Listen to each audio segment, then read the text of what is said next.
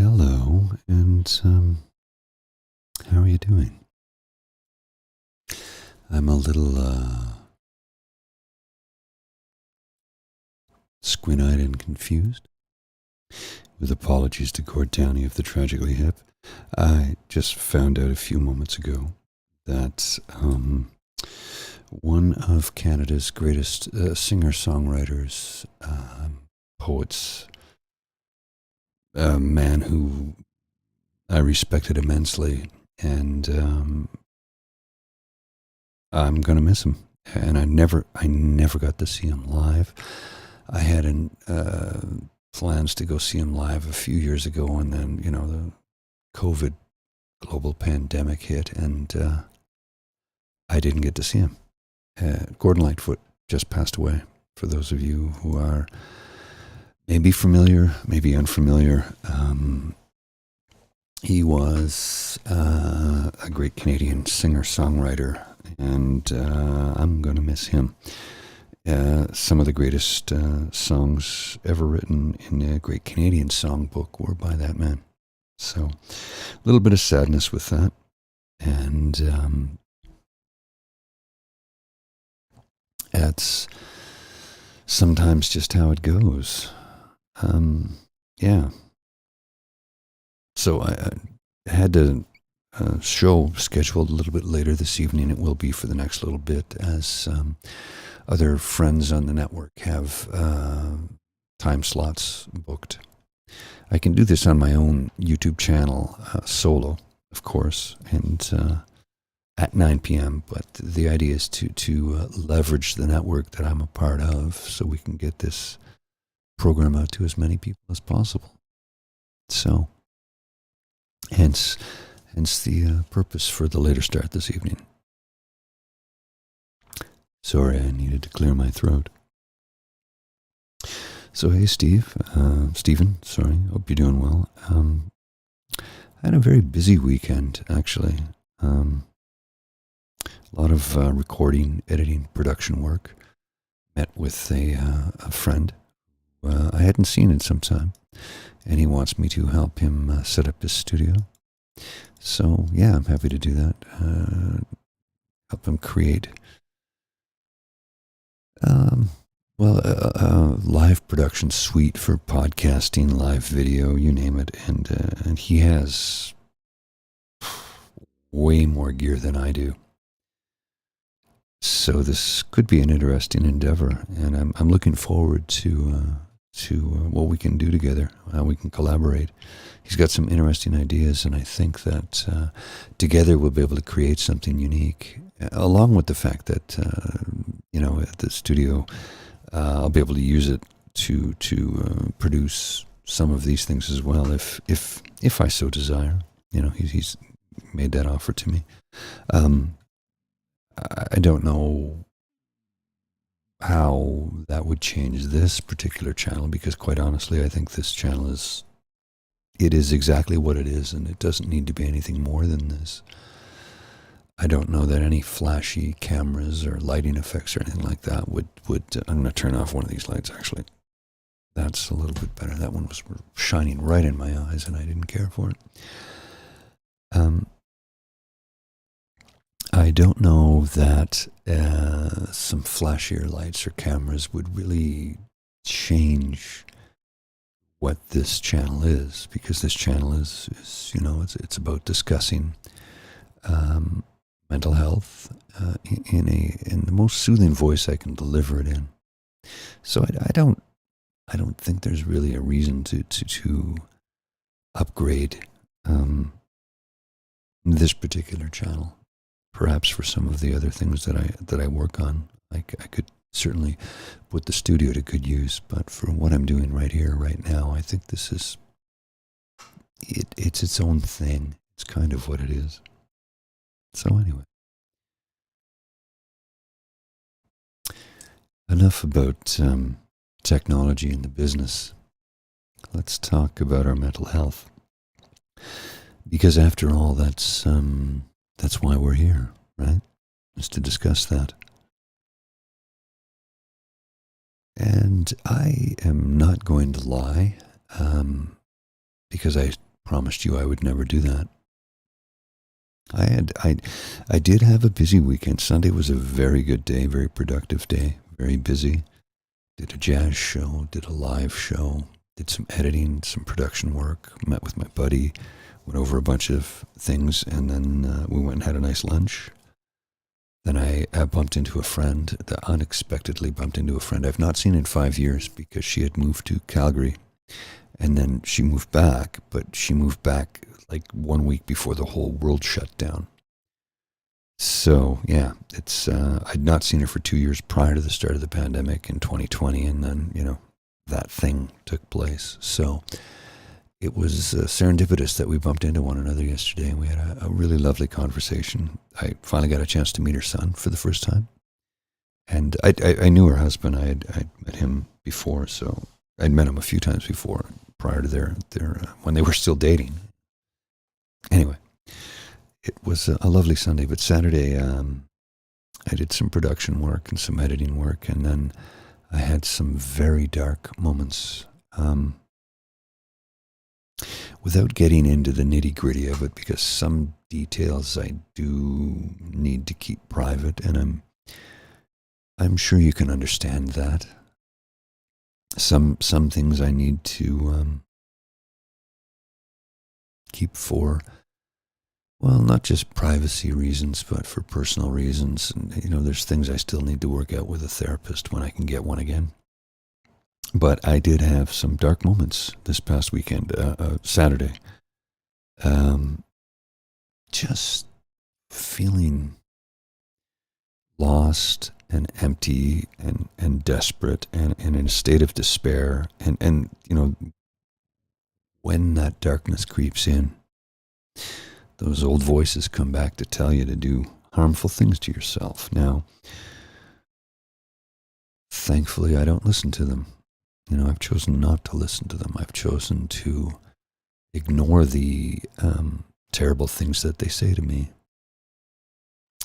And instead, I've chosen to choose me, which is not always easy.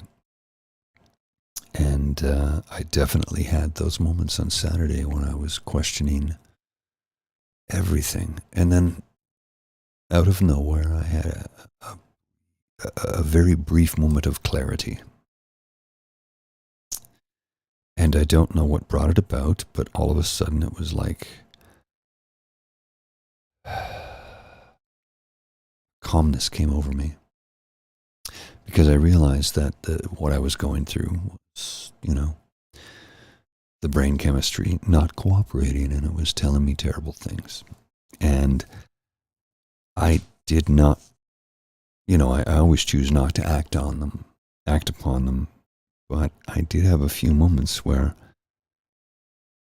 and this is a confession, I had a few moments where it was like, well, maybe, and then, the clarity comes back and you go, whoa, whoa, whoa, whoa, put the brakes on there, bud.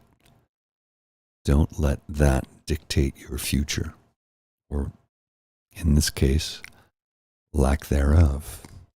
And I think you know what I'm saying when I say that. I'm always able to talk myself off the ledge. But here's the thing with therapy, medication, exercise, self-reflection, and being open and talking about what I go through, it's still there. It's never going to go away. It's always going to be there.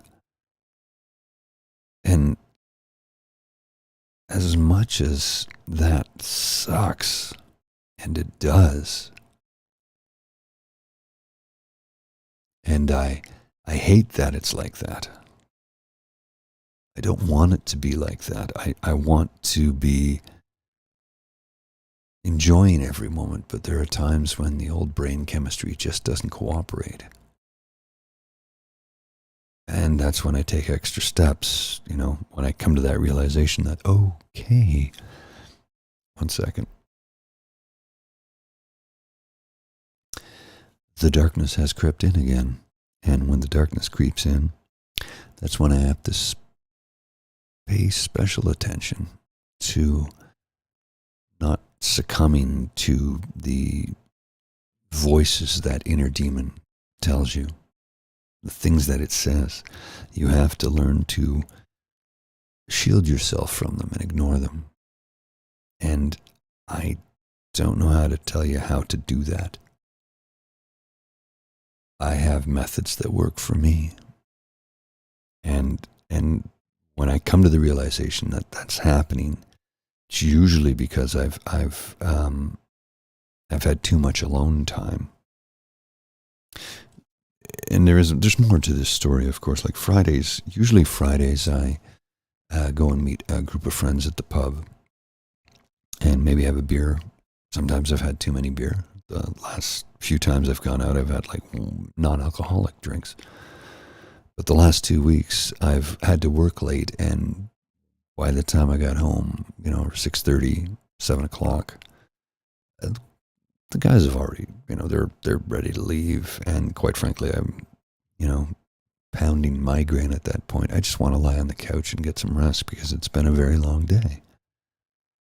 Now, Fridays in the office I work in, they're usually scheduled as no meetings, unless it's an extenuating circumstance where a client has flown in from the other side of the planet, and this is how they could make it schedule. Hey, you know what? I get it. That's the nature of business. So I am at your disposal.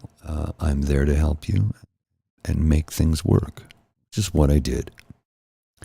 And happy to do it because I very much enjoy what I do during the day for my main source of income, because it's actually, technically, that's my only source of income.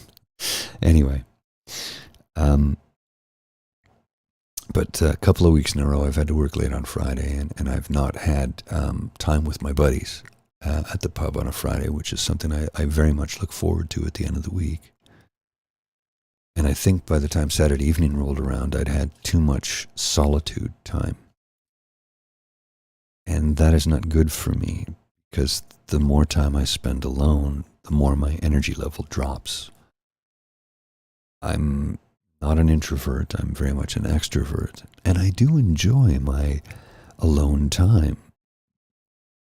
But too much of it for me is unhealthy, because the voice in my head that tells me to do bad things to myself just gets louder and louder and gets on a repetitive cycle, and I'm always searching for ways to quiet it.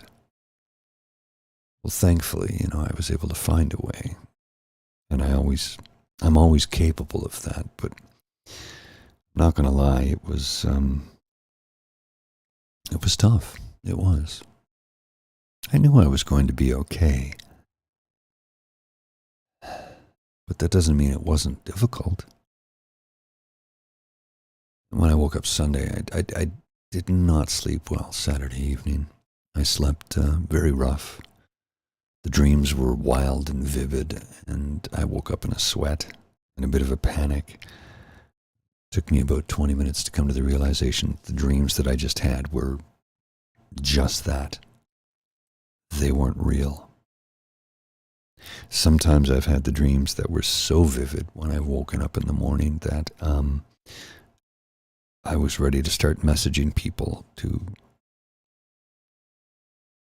fix what it was that we couldn't fix, when I realized, no, I dreamt that.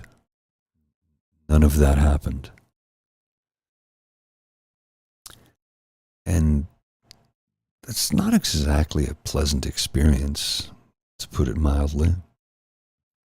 It's rather difficult, and it's one of the side effects of the medication that I'm on. And, here's the thing, I'm willing to accept that side effect because of the fact that it has improved my life exponentially.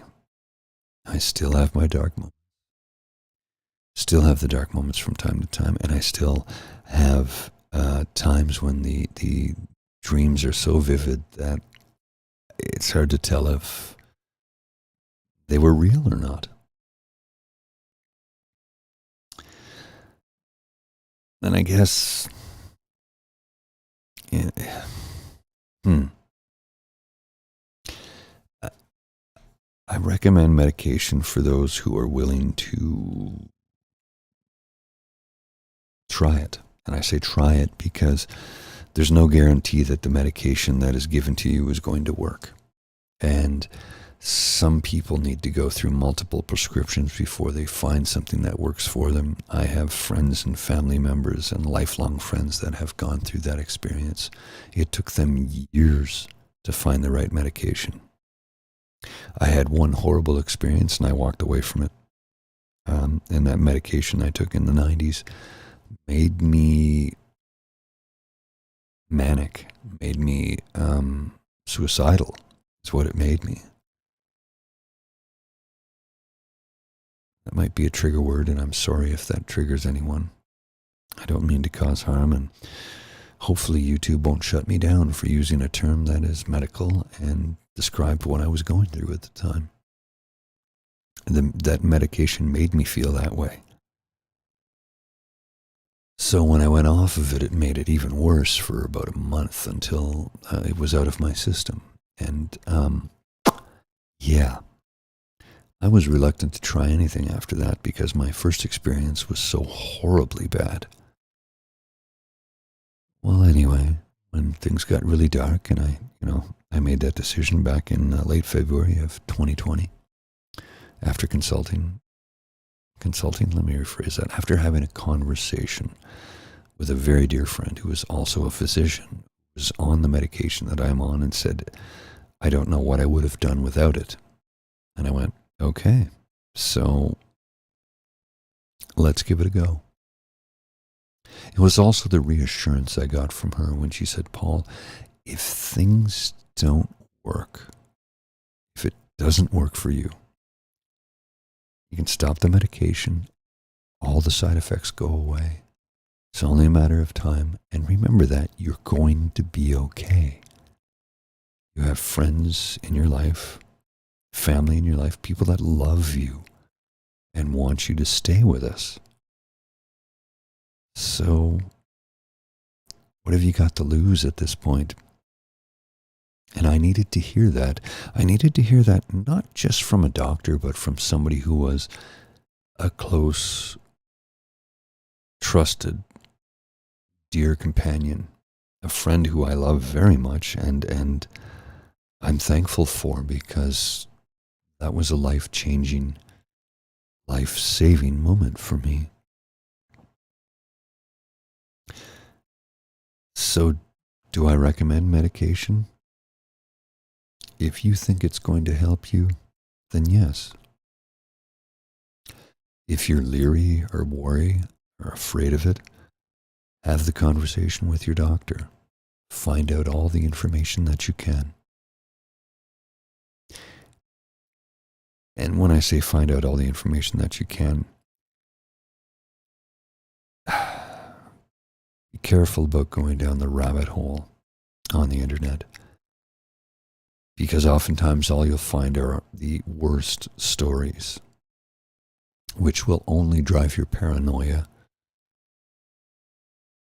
to be a little bit more paranoid. And let's face it, nobody wants or needs that.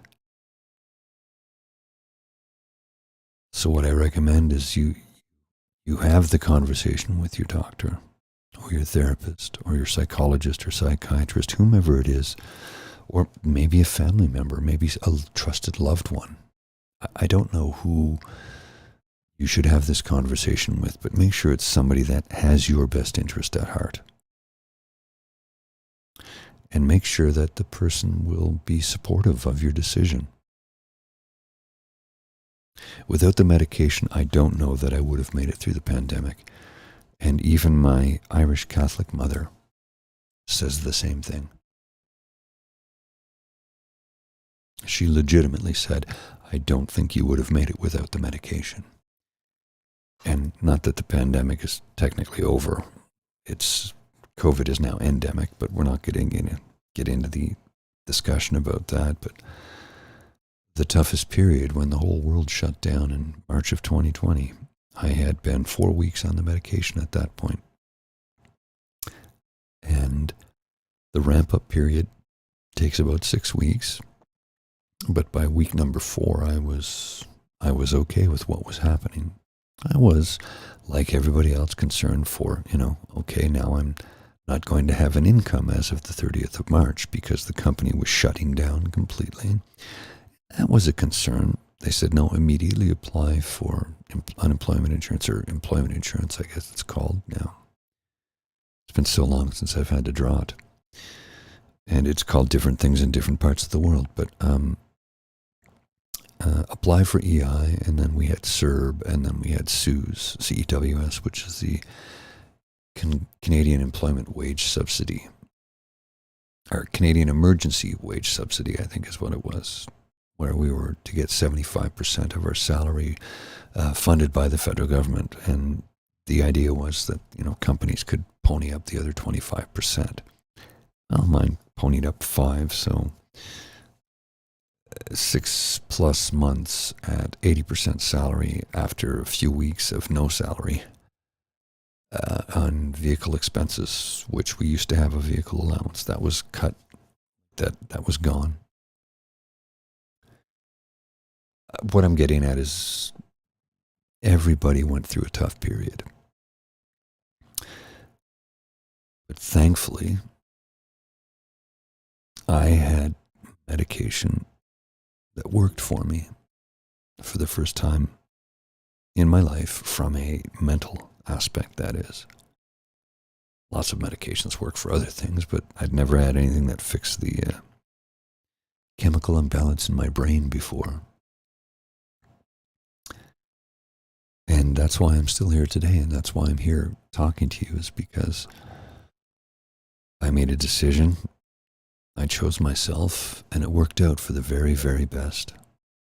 Very happy about that. I have no regrets. You have to make your own decision for yourself. If I rewind things back to this past weekend, there were some very dark moments on Saturday when I felt alone. I felt abandoned. I felt lost. I was in complete despair. And I know all of that was literally just in my head. I know none of that was real, but when you're going through those emotions, when you're feeling all of those things, boy, it's tough to take. It's really tough to take because they feel 100% real. They're not. And that's the one thing I continue to remind myself, that none of that is real. None of this is real. This is all literally in my head. But the emotions, the physical response, your body responds to it in the same way as if it were real. And that is the difficult part, where you suddenly have no strength to get up off the couch. Holding your head up takes all your energy. You realize, I have to get dressed. I have to bathe. I have to get dressed. I have to get out of this dwelling and go talk to another human being, face to face, in person. So that's what I did. And as difficult as it was, it made a huge difference. It made a tremendously huge difference, and I was able to, get through the toughest part. And thankfully, because I chose me, I'm still here.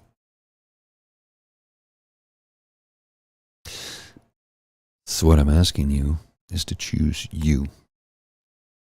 Choose yourself. I know that it's going to be difficult sometimes. I do know that it can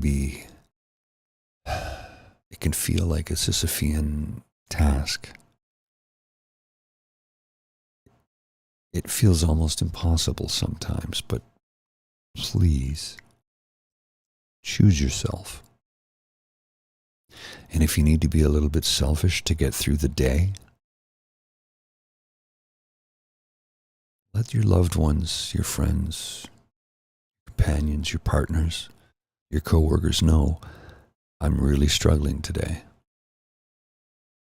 And I'm trying to silence this terrible voice in my head that's telling me terrible things.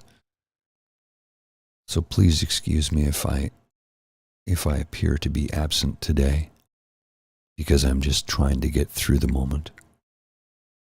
And for those of us who live that life, that's exactly what it is. Just get through the moment. When a minute feels like an hour and an hour feels like a day, it's so exhausting.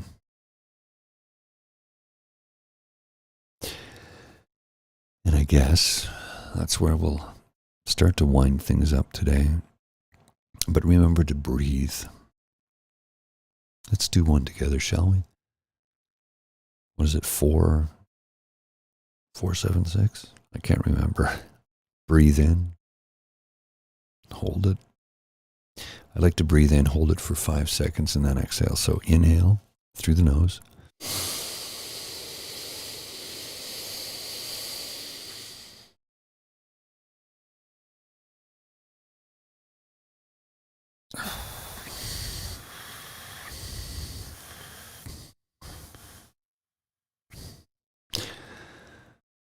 I alternate mouth and nose sometimes because the lungs are expanded to the point where they feel like they're going to burst, and I have to do what I have to do.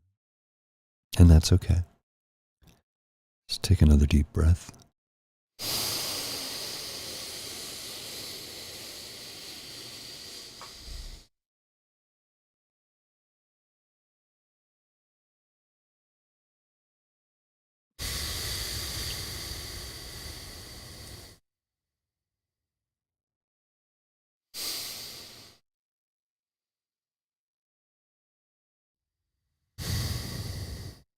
Okay. I'm feeling so much better. It's incredible how a few deep breaths will lend a helping hand in calming your soul and your brain.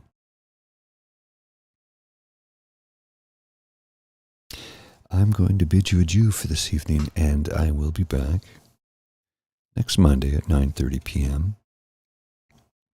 And I apologize for the later start, but sometimes this is just how it goes. I hope you can join me. And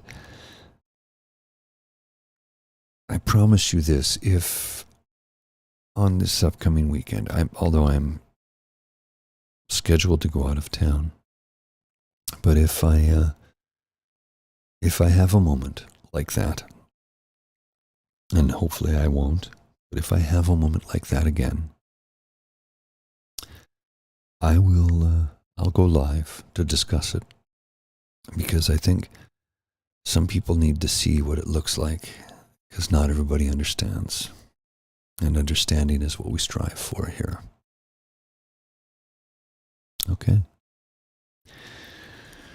I am going to take my leave. I will bid you adieu, and I'll see you soon, my friends. Thanks for joining. Take care. Bye.